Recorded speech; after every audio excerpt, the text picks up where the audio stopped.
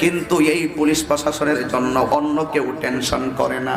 একটা মানুষ টেনশন করে, আমার ছেলেটা জগন্নাথপুর থানায় আছে, আমার ছেলেটা সুনামগঞ্জের থানায় আছে, ওই ছেলেটা ওই জায়গায় জানে কেমন আছে। দেশে যখন গন্ডগোল হয়, নির্বাচন হয়, কোনো ধরনের বাকবিতণ্ডা দেখা দেয়, তখন একটা মানুষ নামাজের মুসল্লায় কইরা দোয়া করে, আমার ছেলেটা পুলিশ প্রশাসনে আছে, আমার ছেলেটা ওসি, আমার ছেলেটা এসআই, আমার ছেলেটা কনস্টেবল, আমার ছেলেটা এসপি, আমার ছেলেটা ডিসি। এদের জন্য পৃথিবীর কেউ নিঃস্বার্থে দোয়া করে না। একটা মাত্র মানুষ দোয়া করে, ওই মানুষটার নাম হলো জনম দুঃখিনী মা।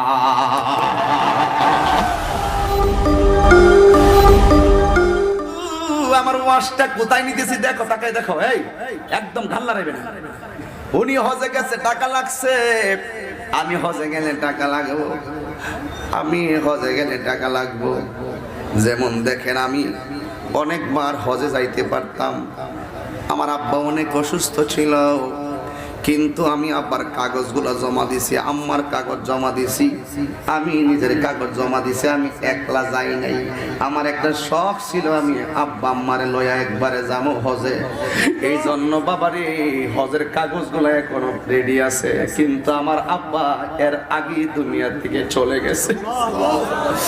এই জন্য দেখো, দুঃখে যাদের জীবন গড়া তাদের আবার দুঃখ কিসে?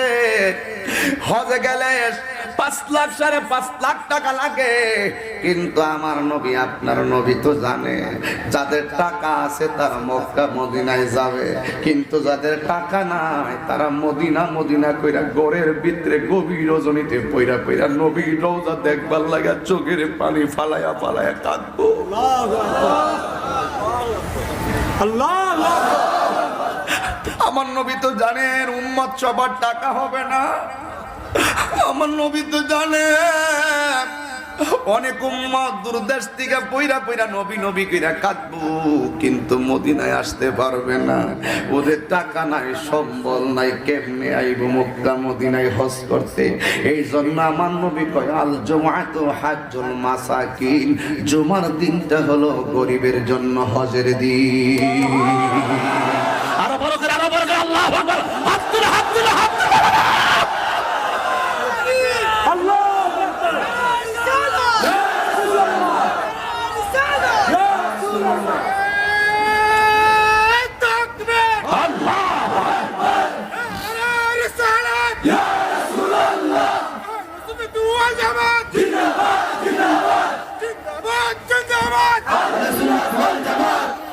আল্লাহু আকবার, আল্লাহু আকবার। এই জন্য বাবার আমার নবী কত উম্মতের দরদি, নবী আমার উম্মতের জন্য কত পাগল।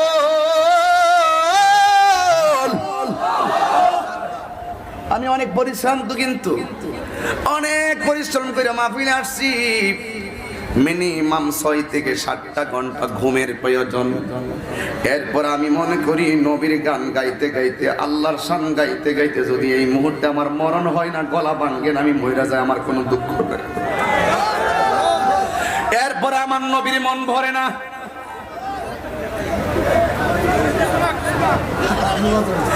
এরপরে আমার মন ভরে না। আমার নবী বলেন, কাহার যদি টাকা থাকে জীবনে একবার মক্কা মদিনা আসবে টাকা থাকলে, আর যাদের টাকা নাই, নিঃস্ব মিসকিন, এদের জন্য জুমার দিনটাই হলো হজের দিন। এরপর নবীর মন ভরে না, সপ্তাহে একদিন নবী চাই যেন প্রতিদিন উম্মতে হজের সওয়াব পাক। এই জন্য আমার নবী আল্লাহ বলছেন কি, আল্লাহ বলেছেন, ওয়াকাদা রাব্বুকা আল্লা তা'বুদু ইল্লা ইয়াহু ওয়া বিল ওয়ালিদাইনি ইহসানা।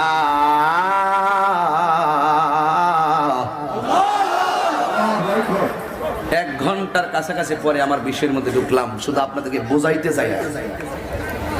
আমার একটা অভ্যাস হলো, আমাকে যে বিষয় দেওয়া হয় আমি চেষ্টা করি ওইটা থাকার জন্য, কিন্তু যতগুলা কথা বলছি আমি সাইডটা মারার চেষ্টা করছি যেন আমরা আল্লাহর কাছে প্রিয়তম বান্দা হয়ে উঠতে পারি। কথা বলেন, কথা বলেন, ঠিক কিনা বলেন? বেশি সময় নয়, 20-30 মিনিট সময় দিয়া দেন, দেখবেন কথাগুলো অনেক ভালো লাগবে। আমি ভূমিকায় 40 মিনিট সময় নষ্ট করি না, যেমন সময় তেমন ওয়াজ। যদি আমি 2 ঘন্টা 2.5 ঘন্টা বয়ান করি, 30-40 মিনিট প্রাসঙ্গিক কথা বলি, কিন্তু আজকে কিন্তু ডাইরেক্ট বয়ানে ঢুকে গেলাম। আল্লাহ বলেন ওয়াবিল ওয়ালিদাইনি ইহসানা,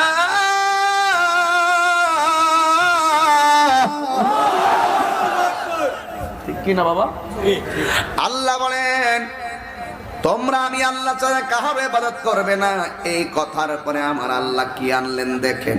যাকাতের কথা কইতে পারতো, রোজার কথা বলতে পারতো, ইবাদতের পরে এমন ভাবে অন্য কোনো একটা নির্ধারিত ইবাদতকে বলতে পারতো, কিন্তু আমার আল্লাহ ওয়াবিল ওয়ালিদাইনি ইহসানা, তোমরা মা বাবার সঙ্গে ভালো ব্যবহার করো, মা বাবার সঙ্গে ভালো ব্যবহার করো। এই জন্য বন্ধুরে, ও বন্ধু, আমার নবী আপনার নবীর মন ভরে না। টাকা থাকলে বছরে একবার যাবে, 10 বছরে আরেকবার যাবে আব্বা। আর মিসকিন যারা সপ্তাহে একদিন হজের সওয়াব পাবে, কিন্তু আমার নবীর মন ভরে না। আমার নবী চাই প্রতিদিন যেন উম্মতে হজের সওয়াব পায়। এই জন্যই তো আমার নবী বলেছেন, কেউ যদি মায়ের চেহারার দিকে একবার এক নজরে তাকায়, তার আমল নামায় কবুল হজের সওয়াব দিয়া দে। আল্লাহু আকবার। কোথায় সাফা, কোথায় মারওয়া,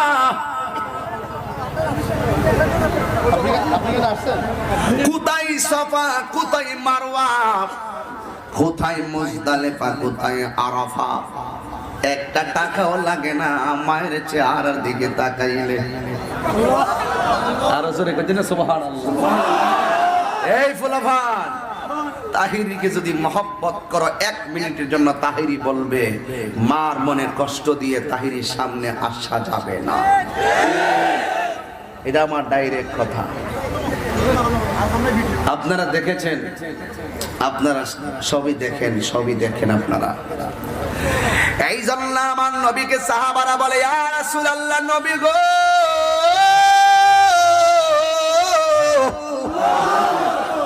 কেউ যদি মায়ের চেহারার দিকে 2 বার তাকায়, আমার নবী আপনার নবী বলে তার আমল নামায় 2টা হজের সওয়াব হয়ে যাবে। কেউ যদি 3 বার তাকায়, 3টা হজের সওয়াব হয়ে যাবে। আমি আমার পৃথিবীতে আমার পৃথিবীতে আমার আপনজনের অভাব নাই। আস্তে, এই পৃথিবীতে আমার আপনজনের অভাব নাই। ও নবী গো, আমার কাছে সবচাইতে ভালো ব্যবহার পাওয়ার অধিকারী কে? আমার নবী বলে, উম্মুকা, তোমার মা। এরপরে জিগায়, তারপরে কে? কয় তারপরে তোমার মা। সাহাবারা জিজ্ঞাসা করে, নবী গো তারপরে কে? আমার নবী বলেন, তোমার মা। সুবহানাল্লাহ, জোরে কইতেন না। আপনারা ঘুমাই যাবেন, আমি মোনাজাত দিয়ে দেন। মায়ের পক্ষে কথা বললে কি সন্তান ঘুমাইতে পারে? মায়ের মমতার কথা বললে কি সন্তান ঘুমাইতে পারে? আমার নবীকে সাহাবারা প্রশ্ন করে, নবী গো এরপরে কে? এরপরে হলো তোমার বাবা। এরপরে কে? ও আপনাকা, তোমার প্রতিবেশী। আজকে বড় কষ্ট লাগে, মার কথা আল্লাহ হাবিব বলছেন 3 বার। কেন বলছে জানেননি? আল্লাহর কোরআন প্রমাণ করে, ওয়াহানান আলা ওয়াহানিন। এই পৃথিবীর মধ্যে একটা মাত্র মানুষ সব চাইতে বেশি কষ্ট করে, কষ্টের উপরে কষ্ট স্বীকার করে, ওই লোকটা হলো জনম দুঃখিনী মা। কথা বলেন ঠিক কিনা? আল্লাহ বলেন, আল্লাহ রাব্বুল আলামিন বলেন, ওয়াবিল ওয়ালিদাইনি ইহসানা, মা বাবার সঙ্গে ভালো ব্যবহার করতে হবে। এখন বলেন হুজুর কতদিন করব? অনেকে আছে মা বাবার জোয়ান কালে কিছু খেদমত করে, আবার কিছু কিছু পোলাপান আছে বুড়া হইয়া গেলে মার খবর লয় না। আবার কিছু কিছু বড় বড় অফিসার আছে, বড় বড় হিসাব আছে। আবার কিছু কিছু বড় বড় বক্তা আছে, কিছু কিছু বড় বড় নেতা আছে। অফিসের মধ্যে যদি বাবা যায় বুড়া বেটা, আগের থেকে ফিউন রে কইয়া দেয় একটা বুড়া বেটা আইব, অফিসের মধ্যে ঢুকতে দিস না, বাইরের একটা বিদায় কইরা দিস। এমন লোক সমাজে আছে না? না। অফিসে বাবা ঢুকলে বলে শরম করে, অফিসে বাবা ঢুকলে বলে শরম করব। বাবা বুড়া হয়েছে দীক্ষা বাবারে সম্মান করে না, মা বুড়া হয়েছে দীক্ষা বিল্ডিং করে মার জায়গা দেয় না। অথচ আল্লাহ বলেন ইম্মা ইয়াবলুগান্না ইনদাকাল কিবারা আহাদুহুমা আও কিলাহুমা। আল্লাহ রাব্বুল আলামিন বলেন মা বাবার দুইজন কিংবা একজন যদিও বৃদ্ধ হয়ে যায়, তাদের সঙ্গে ভালো ব্যবহার করা লাগবে। সবচাইতে বড় কথা হলো কিছু কিছু ইমাম সাহেব 3000 টাকা বেতন পায়, কিন্তু তার মারে নিয়ে বাঙ্গা করে বসবাস করে। আবার কিছু কিছু মানুষ 10 লক্ষ টাকা ইনকাম করে, কিন্তু মার জায়গা হয় বৃদ্ধাশ্রমে। এমন ইতিহাস আছে না? না। তোর টাকার আমি জুতা মারি, তুই কিসের অফিসার, কিসের বিশ্ব, কিসের বক্তা? যেই বক্তা, যেই বিশ্ব, যেই মানুষের কাছে মা বাবা অবহেলিত থাকবে, সেই হলো অভিশপ্ত সন্তান, অভিশপ্ত সন্তান।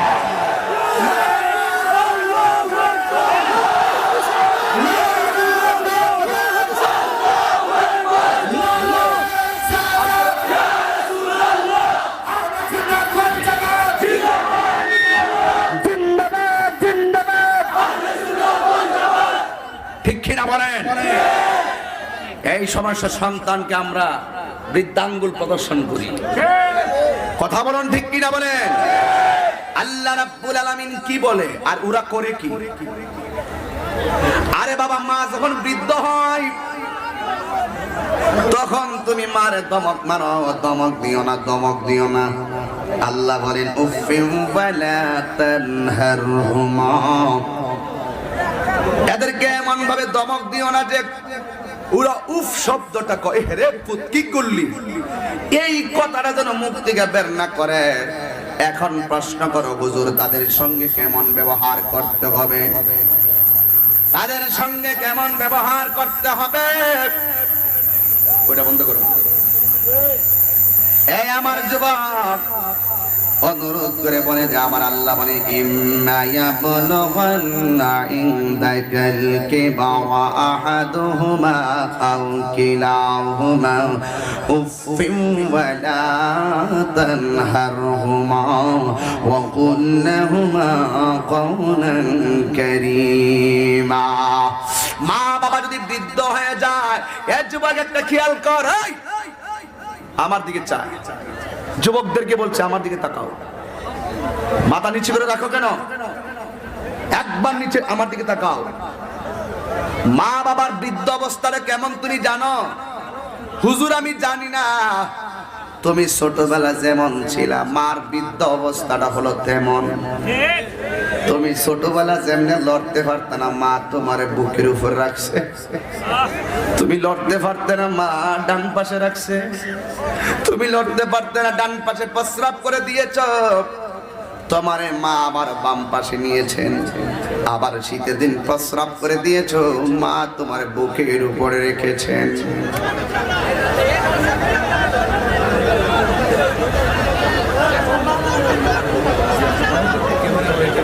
আস্তে আস্তে কথা বলি না, কথা আব্বা না বাবা পায়ে ধরে বলি।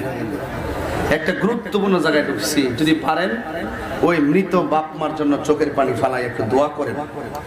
ওরা অনেক অসহায়, ওরা আজকে কবরস্থান থেকে তাকাই দিচ্ছে, আমার সন্তান নিয়ে আমার জন্য দোয়া করে। আমার বাবাকে তো আমি হারাইছি, আমি জানি। আমার টাকার কিন্তু আল্লাহর রহমতে কোনো অভাব নেই। আল্লাহর রহমতে পক্ষে থাকুক বিপক্ষে থাকুক, আল্লাহর রহমতে বাংলাদেশে একদম ফেলে দেওয়ার মতো কেউ না। কিন্তু আমার কাছে অশান্তি লাগে, কারণ আমার বাবাটা ছিল আমার বটবৃক্ষ। এই বাবা নামক বটবৃক্ষটার ছায়াটা আমার উপর দিয়ে চলে গেছে, পর থেকে আমি পাগলের মতন। এই বাপটা যদি আতুর হইয়া ঘরে পইরো থাকে, ঘরটা সুন্দর লাগে। এই বাপটার কারণে তোর সমাজের মানুষ কেউ কিছু বলতে গেলে তোর আব্বার খাতিরে তোরে মাফ করে দেয়। এই বাপটা যখন যাইবগা, তখন তুমি বুঝবা যে বাবাটা কেমন সম্পদ ছিল, তোর মাটা কেমন সম্পদ ছিল, চলে যাওয়ার পরে বুঝতে পারবে। এই জন্য আমার আল্লাহ কওলান কারীমা,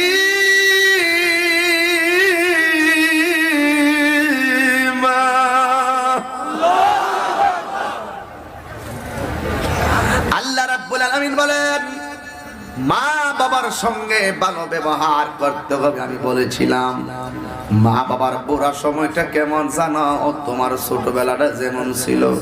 এই জন্যই তো আমার আল্লাহ মা বাবার জন্য একটা দোয়া করাইয়া স্মরণ করাই দিছে তোমাদেরকে, ওয়াকুর রাব্বিরহামহুমা কামা রাব্বায়ানি সগীরা।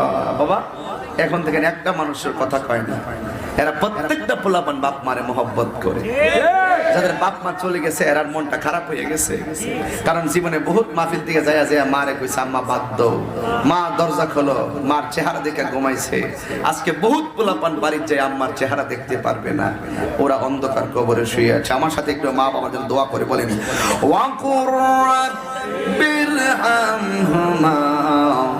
কামা রাব্বায়ানি সগীরা। তুমি এমন ভাবে আল্লাহরে বলছো, আল্লাহ তুমি আমার আব্বা আম্মারে এমন করে মায়া করো, এমন করে দয়া করো, যেমন ভাবে আমার মা বাবা আমার ছোটবেলায় মায়া করে লালন পালন করেছেন। এই জন্য আমার আল্লাহ এই রাব্বায়ানি সগীরা ছোটবেলার কথা বলেছেন। কি বাবা? ও প্রশাসনের স্যার, হ্যাঁ ঠিক আছে। আমাদের একজন আপনাদের জগন্নাথপুরের থানার একজন এসআই রফিক ভাইও আছে মনে হয়, আছে না? আচ্ছা আচ্ছা অনেক মাশাআল্লাহ, অনেক সাহেব আমার দেশি কইছে না, তাহিরের লোক সব জায়গায় আছে। এটা আমার দেশি। এই দেশের মানুষ দেখলে শান্তি লাগে কিনা বলেন? হাজার চাকরি করেন ঢাকা শহর, যখন ঈদরা হয় তখন লঞ্চ দিয়ে পাড়ি দিয়ে মানুষ বাড়িতে চলে যায়, একমাত্র দেশের টানে, নারীর টানে, মায়ার টানে। কথা কোন ঠিক কিনা বলেন? আল্লাহ পাক আমার স্যারদেরকে নেক হায়াত দান করুক, আমিন কোন আমিন। আর জোরে কোন আমিন। আল্লাহ হায়াত বরকত দান করুক, আমিন বলুন। আমার বাবাজিরা, আপনাদের কি কষ্ট হচ্ছে বাবা? আমি গুছাইয়ার কথা বলার চেষ্টা করেছি যেন কথাটা বলা সহজে সবার বুঝে আসে। এরকম হামতাম করতেছি না যেন আপনাদের বুঝে আসবে না। সবাই আমার সঙ্গে আবার বলতে হবে, মা বাবার জন্য দরদ আছে না নাই? ওই দরদ মাখা কোনটা আমার সাথে সবাই পড়েন, রব্বির হামহুমা কামা রাব্বায়ানি সগীরা। আল্লাহ রাব্বুল আলামিন বলেন তোমরা মা বাবার জন্য এমন ভাবে দোয়া করো, আল্লাহ আমার মা বাবাকে তুমি এমন করে মায়া কইরো, রহম কইরো, যেমন করে ছোটবেলায় সগীরা, ছোটবেলায় মা বাবা মানে অনেক মায়া করেছেন। এই কথাটা লাগাইয়া দিয়ে তোমার বিবেককে জাগ্রত করে দিয়েছেন। এখন বলবেন হুজুর ছোটবেলায় কি তুমি বোঝো না? তুমি মায়ের পেটের ভিতরে 10 মাস 10 দিন মারে লাইতাইয়া ঘুম ভাঙাই দিছো। 10 মাস 10 দিন তুই মারে কত কষ্ট দিয়েছিস। তোকে পেটে নেওয়ার পর থেকে মার বুকে ব্যথা, পিঠে ব্যথা, খাবার অরুচি, কত কষ্ট করছে। তুই যখন 5টা মাস পার হইয়া গেছিস মার পেটের ভিতরে, মা খাইতে বসলো, হাতের মধ্যে প্লেট নিয়া মুখের মধ্যে খাবার দিয়া হঠাৎ করে রাখিয়া দিছে। পাশের বাড়ির মহিলা জিগাই খাও না কেন? তাই আমার মুখের ভিতরে রুচি নাই। রাতের বেলা মা ঘুমের করে হঠাৎ করে কান্না করে লাফদা বসে গেছে, পেটের মধ্যে দইরা এমনি চোখের পানি ফালাইয়া কাঁদে। হয়তো আমার বাবা বলছে তুমি কাঁদো কেন? তখন বলছে আমার ঘুম আসে না, তাই খারাপ লাগছে, আমি বসে আছি। যুবক ওই দিন মা বলে নাই তোমার উপর থেকে তুমি মার পেটের মধ্যে লাথি মেরে মার ঘুমটা ভাঙ্গা দিছে, এই কথা মা বলে নাই। মা পাবলিক রে বলছে আমার মুখের মধ্যে রুচি নাই, কিন্তু পাবলিক রে বলে নাই আমার সন্তান এই মুহূর্তে আমার পেটের মধ্যে লাথি মারছে। হাজার হাজার কষ্ট মা গোপন রাখছে। আজকে তুই ভূমিষ্ঠ হইয়া কিছু কথাবার্তা শিক্ষা ফেলাইছো, মা তোমার ভালো কথা বললে তুমি একটা ধমক মারো, এমন সন্তান সমাজে আছে না না? এই জন্য আব্বুরে ও যুবক ভাইরা, তুমি যখন মার পেট থেকে ভূমিষ্ঠ হও, তুমি যতটা মারে জিগাইবা ও দাইমা আমার মা সেদিন কি করছে, দাইমা গুলো বলবে তোর মা একটা চিৎকার মাইরা ডান পাশে কাইতিয়া পইরিয়া গেছে, আবার আমরা টান দিয়া বিছানায় আনলাম, আর তুই ভূমিষ্ঠ হওয়ার সময় আরেকটা উল্টায়া যায় পড়ে গেছে, আমরা মাঝখানে আনলাম। শেষ পর্যন্ত তোর মা কইছে আল্লাহ পেটের মধ্যে সন্তান নিয়া প্রসবের সময় যদি এত কষ্ট জানতাম কোনদিন পেটের মধ্যে বাচ্চা নিতাম না। এমন ভাবে যে ঘন্টার পর ঘন্টা জীবন যুদ্ধে মারে ফালাইয়া দিলি, মরণ যুদ্ধের মধ্যে মা পড়ে গেছে, তুই মার কলিজার মধ্যে লাথি মারছিস, তুই মা কল পেটের মধ্যে লাথি মেরেছিস ও যুবক, কিন্তু মা বেহুশ হইয়া পড়ে যাচ্ছে। ঘন্টার পর ঘন্টা মা মরণ যুদ্ধে পড়ে গেছে, যেন মাথাটা চক্কর মারছে, যেন মার শিরাগুলো উপশিরাগুলো লাফায়া লাফায়া উঠছে। ওই মা তোরে কঠিন ভাবে তোরে এইভাবে মোকাবেলা কইরা শেষ পর্যন্ত তুই যখন উপবিষ্ট হইয়া গেছস, তোর মা বেহুশ হইয়া বিছানায় পড়ে গেছে। তাই মারে জিগাইবি ও আম্মা কেমনে আমার মা হুশ আইছে, কই ডাক্তারে স্যালাইন দিয়ে তোর মারে হুশ আনতে পারি নাই। যখন একটু পরে দেখলাম ঠোঁটটা লড়তেছে, চোখগুলো মিরমির করে তাকাইছে, তখন হঠাৎ করে আমরা তার কানের মধ্যে বলছিলাম তুই কান্দিস না, কষ্ট বুঝলা যা, তোর মামি কইছে। তখন মা দুইটা আঙ্গুল এমন ভাবে লাড়া দিয়ে আমার হাতে হাত তো তুলতে পারে না, এইভাবে আঙ্গুল দিয়ে ইশারা দে, রক্ত মাখা বাচ্চাটারে যখন মার কুলের মধ্যে তুলে দে, মা ডাক দিয়ে কয় পুত্রী ছোটবেলায় হাজার কষ্ট,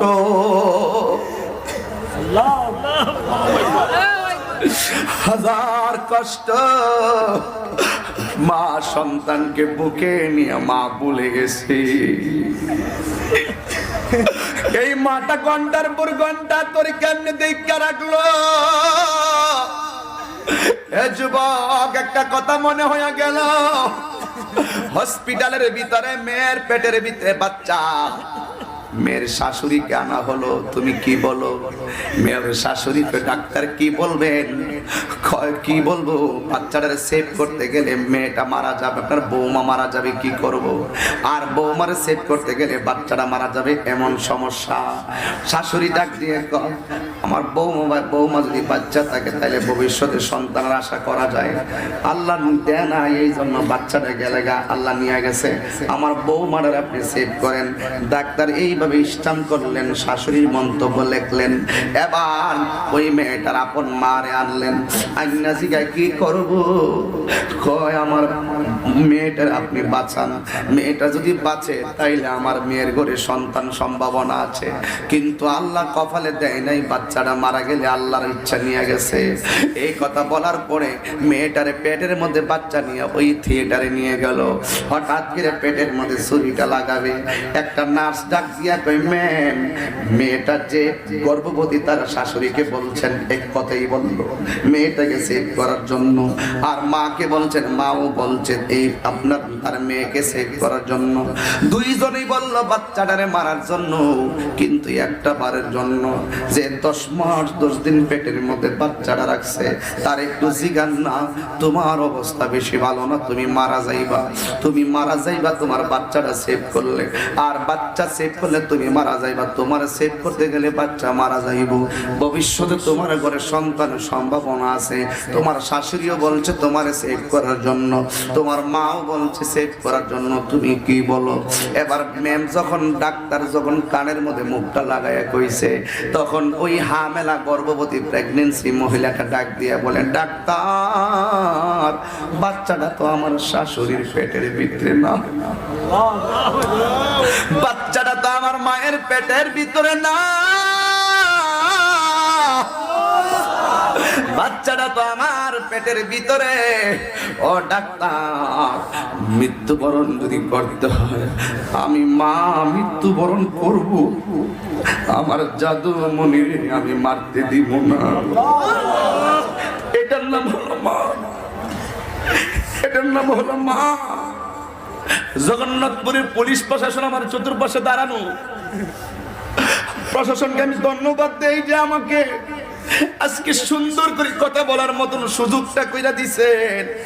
এলাকাবাসীর বড় ধন্যবাদ যারা ভদ্রতার সাথে শালীন ভাবে কথাগুলো শুনতেছেন। ওনারা এক একজন এক এক ডিস্ট্রিক্টের এক এক এলাকার। এখানে অনেক ভাই আমার সরাইলের এলাকার, আমার নির্বাচনী এলাকা, আমি যে আসন থেকে এমপি নির্বাচন করছি ওই আসনের আমার ভাইয়ের বাড়ি। তো সুতরাং ওই এলাকার সন্তান এখানে। আমার আরেক ভাই আছে বগুড়ার, তার নাম হলো রফিক ভাই, আরিফ ভাই না রফিক ভাই জানে, আরিফ ভাই মনে হয়। আমি এমন ভাবে যতটুকু পারছি তথ্য নেওয়ার চেষ্টা করেছি, কিন্তু আমি ধন্যবাদ জানাই। কিন্তু প্রশাসনের বাইরে আমার সামনে জিজ্ঞেস করেন, রাত্রে যখন শুয়ে যান, আপনারা তো এক এক ডিস্ট্রিক্টের এক এক এলাকায় কত মুসিবত। এই মুসিবত যখন আপনি যখন পুলিশে চাকরি করেন, দেখবেন এই পুলিশে চাকরি যারা করে তাদের এলাকার তাদের কিন্তু অনেক রিস্ক আছে। রাত্রে 2টার পরে ডাক দিছে, বাইরে জনগা লাগছে, রাত্রে 3টার পরে জগা লাগছে, নিজের রিস্ক নিয়ে নাই মাজা জনগা লাগছে, কত কষ্টের ভিতরে। কিন্তু এই পুলিশ প্রশাসনের জন্য অন্য কেউ টেনশন করে না, একটা মানুষ টেনশন করে। আমার ছেলেটা জগন্নাথপুর থানায় আছে, আমার ছেলেটা সুনামগঞ্জের থানায় আছে, ওই ছেলেটা ওই জায়গায় জানে কেমন আছে।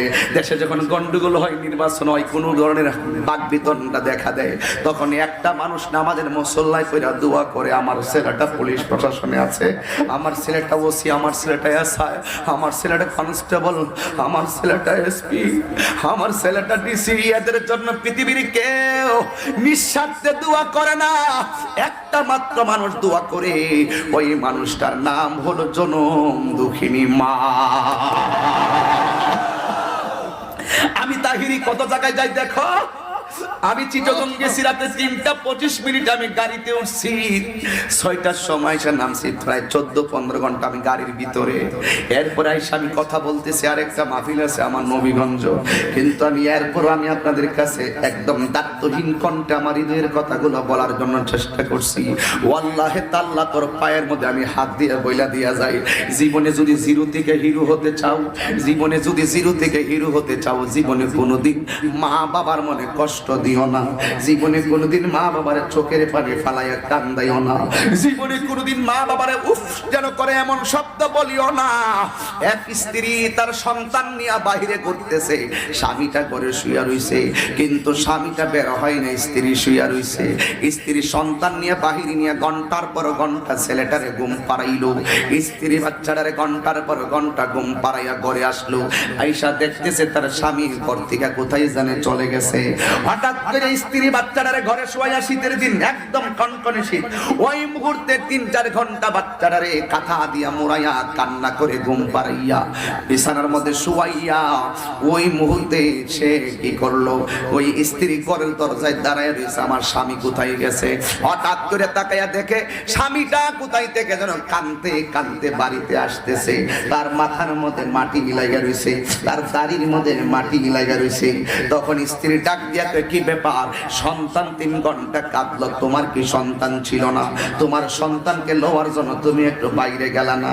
আমারই কি একলা সন্তান নাকি? আরে বাবা, 3 বার মায়ের কথা নবী কি লেগে কইছে, মা একটা ছেলে যদি কিডনি নষ্ট হয়, সারা দুনিয়া যদি খুঁজা কোনো কিডনি না পায়, মা কানে কানে মুখটা লাগাইয়া বলে দিবে, কানের মধ্যে মুখটা লাগাইয়া বলবে, ও স্বামী হে আপনি শুনুন, আমি সত্যি করে কই, আমি ইমানের সাথে কই, যদি কোথাও কোনো কিডনি না পান, আমার বাবার জন্য কিডনিটা আমি দিয়ে দিব। এই যে 2টা মানুষ নিঃস্বার্থে করে দোয়া করবে। স্ত্রী ডাক দিয়া কই, কি ব্যাপার, তুমি সন্তান রাখলা না, তুমি কোথায় গিয়েছো? ওই মুহূর্তে স্বামী ডাক দিয়া কই, শোনো না, কষ্ট নিও না, দুঃখ নিও না গো। আমি দেখেছি তুমি যখন সন্তানটাকে নিয়ে বাহিরে গেছো, আমি ঘরের দরজা দিয়া তোমার দিকে তাকায়া তাকায়া দেখলাম তুমি সন্তান নিয়ে একবার ডানে যাও, আর একবার তুমি বামে যাও, আর একবার ছাদের দিকে তাকায় তাকায় মনের আনন্দে গান গাও। কিন্তু এরপরে সন্তান কাঁদে, তোমার শাড়ি কাপড় দিয়ে পেঁচ দিয়া সন্তানটারে ঘুম পাড়াইতে কত কষ্ট করতেছো। এরপরে সন্তান কান্না থামায় না। আমি কিন্তু বাহিরে যাই না, আমার গায়ে শীত লাগে, কিন্তু তুমি যে মা হইয়া সন্তানটারে যেমনে লইয়া ঘুরতেছো, আমি হঠাৎ করে আমার মরা মায়ের কথা মনে হইয়া গেছে। তুমি তোমার সন্তানরে যেমন করে লইয়া ঘুরতেছো, মা আমারে না জানি ছোটবেলায় কত রাত আমারে লইয়া বাইরে বাইরে ঘুরছে। আমার মাথায় যে তুমি মাটিগুলা দেখতেছো,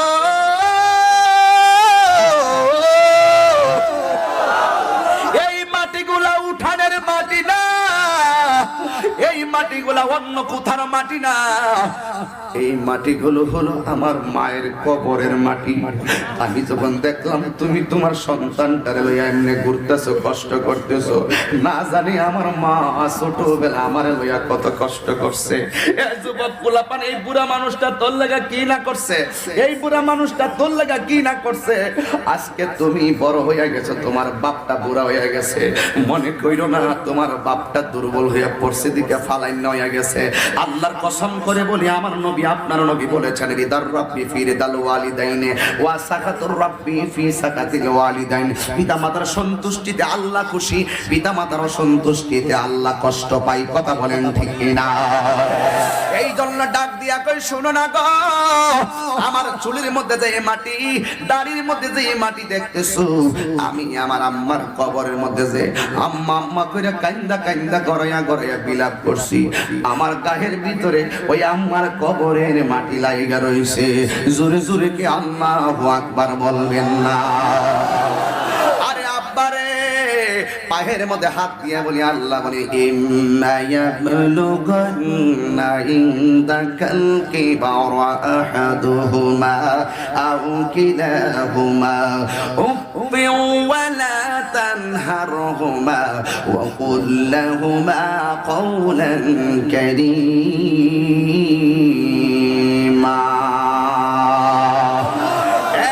মা বাবার সঙ্গে ভালো ব্যবহার চাই কি চাই না? আর জোরে বলো, চাই কি চাই না? আমি যখন বাড়িতে যাই, আমার বাবার খাট দেখলে আমার বাবার কথা মনে হইয়া যায়। আমার একটা ঘর আছে, ওই ঘরের ভিতরে একটা রুম আছে, যেই রুমটা আমার বাড়িতে যারা গেছেন, আমার নিচতলায় এই রুমটা আমি বসি, কিন্তু এই ডয়ারের মধ্যে একটা আমার আব্বার কাফনের কাপড়ের টুকরা আছে। আমি যখন মাহফিলে যাই, আব্বার কাফনের কাপড়ের অতিরিক্ত টুকরাটা আমার মুখের মধ্যে লাগাইয়া, বুকের মধ্যে লাগাইয়া যেন একটা রোয়ানা দিই, মনে হয় যেন আমার আব্বার আমি সালাম করে বিদায় হইতেছি। কিন্তু মাহফিল থেকে যখন ফিরা বাড়ি যায়, আব্বা সব সময় দরজাটা না লাগাইয়া চাপায় রাখতো শেষ রাইতে। আব্বা জানে আমি মাহফিলে গেলে দরজাটা খুললে আব্বারে দেখবো, মাথায় হাত বোলাইয়া দিব, আর গিয়া গিয়া কইতাম আব্বা মাহফিলে অনেক লোক হইছে, যাই যে কইতাম আব্বা মাহফিলে মানুষ অনেক সম্মান করছে, যাই যে কইতাম আব্বা রাস্তায় কোনো সমস্যা হয় নাই। আব্বা সব সময় কইতেন, তাওয়াক্কালতু আলাল্লাহ, একমাত্র আল্লাহর উপরে আমি ভরসা করি, তোমরা ভরসা করো। আল্লাহ যারা সহায় হয়, পৃথিবীর কেউ কিছু করতে পারে না। এখন আমি বাড়িতে যাই, দরজাটা খোলা পাই, আমার আব্বার কাঠটা দেখতে পাই, বিছানা দেখতে পাই, কিন্তু আমার আব্বারে দেখতে পাই না। হো বন্ধুরে, সব আছে আগের মতন, কিন্তু বাবা নয়। দরজাটা খুলতে খেয়ে যায় ধোঁকা, বাবা বুঝি বলছে এলে নাকি খোকা। গজল গাইতাম না, এরপর একটা গজল গাইতেছি, মনে হচ্ছে না বেশি গজল বলেছি আজকে? আমার সময় যেমন ওয়াজ তেমন, এই জন্য আমি মূল কথাগুলি বলার চেষ্টা করছি। এরপর আমার বাবার কথা মনে হয়ে গেছে, একটু বলেন। দরজাটা খুলতে খেয়ে যায় ধোঁকা, বাবা বুঝি বলছে এলে নাকি খোকা বুকের ভেতরটা নড়ে চড়ে ওঠে বুকের ভেতরটা নড়ে চড়ে ওঠে চোখ বেয়ে জল নেমে আসে শুধু মানে শুধু মানে শুধু মানে শুধু মায় জানি ফিরে পাবো না হারানো তিথি বাবা শুধু তাহিরির ফ্রেমে বাঁধা স্মৃতি জানি ফিরে পাবো না হারানো তিথি বাবা শুধু তাহিরির ফ্রেমে বাঁধা স্মৃতি বুকের ভেতর নড়ে চড়ে ওঠে চোখে বেয়ে জল নেমে আসে শুধু বাবা নেই শুধু বাবা নেই শুধু মানে শুধু মানে আমি আছি আমার নিজের হাতের লেখা আমি আছি বড় একা হয়ে অশ্রুসিক্ত চোখে বাবা চলে গেছে বলে বাবা চলে গেছে বলে মইনার গাওয়া গান কুকিনের কুতান সুন্দর ব্যবহার দিয়েছিল উপহার আমি আজি বড় একা হয়ে অশ্রুসিক্ত চোখে মা চলে গেছে বলে মা জননী চলে গেছে বলে যেতে নাহি দিব হাই তবু যেতে দিতে হয় তবু চলে যায় বিধাতার নীতি আমি আজি বড় একা হয়ে অশ্রুসিক্ত চোখে বাবা চলে গেছে বলে বাবা চলে গেছে বলে একটা জবানও বন্ধ রাখবেন না দিলটা নরম করে বলো আল্লাহু আকবার এই আওয়াজে মানি না জবান খুলে বলো আল্লাহু আকবার এক যুবক আমি দেখেছি আমাকে বিষয় দিয়েছে মা বাবার খেদমতের বিষয় এই জন্য আমি পরিপূর্ণভাবে কেমনে কেমনে মার রাজি করতে হয় যার জীবনে ইবাদত বেশি মায়ের প্রতি তার দরদ বেশি কথা কোন ঠিক কিনা বলেন এই জন্য আমি একটা কথা বলবো যুবক আমি দেখেছি আজকে বর্তমানে জগন্নাথপুরে দুইটা কারণে সন্তান মারে কষ্ট দেয় একটা হলো সঙ্গ গুণে বন্ধুর কারণে বন্ধুর পাল্লাই পড়ে মারে কষ্ট দেয় এই বন্ধুটা তোমার পরিবার হতে পারে এই বন্ধুটা তোমার চাচাতো ভাই হতে পারে এই বন্ধুটা স্কুলের বন্ধু হতে পারে এই বন্ধুটা বিদেশি বন্ধু হতে পারে ম্যাক্সিমাম সন্তান মা বাবার অবাধ্য হয়েছে একমাত্র সঙ্গের পাল্লাই পইরা কথা কোন ঠিক কিনা বলেন দুই নম্বর এই হলুদ গেঞ্জি এই সাদা গেঞ্জি এই ছেলেরা কি আশ্চর্য পোলাপান মার কথা বললে ছেলে উঠে যায় তোমরা জান্নাতে সার্টিফিকেট নিয়ে নিছো এত খারাপ লাগে জানেন এই সমস্ত বিষয়গুলো একটা গুরুত্বপূর্ণ জায়গায় আমি ঢুকছি যে দুইটা কারণে সন্তান মানে কষ্ট দেয় একটা হলো সঙ্গ গুণে এক দাস্তানের আকারে বসিয়া হেরনু মাটির ঢেলা হাতে নিয়ে শুকিয়ে দেখেন রয়েছে কস্তুরী মেলা কহিল কস্তুরী তুমি কি আতরদান তোমার গায়েতে শোভাসে ভরা তুমি কে গুলিস্তান কহিল কস্তুরী অশুভ কিছু নহি আমি অতি নিচু মাটি ফুলের সহিত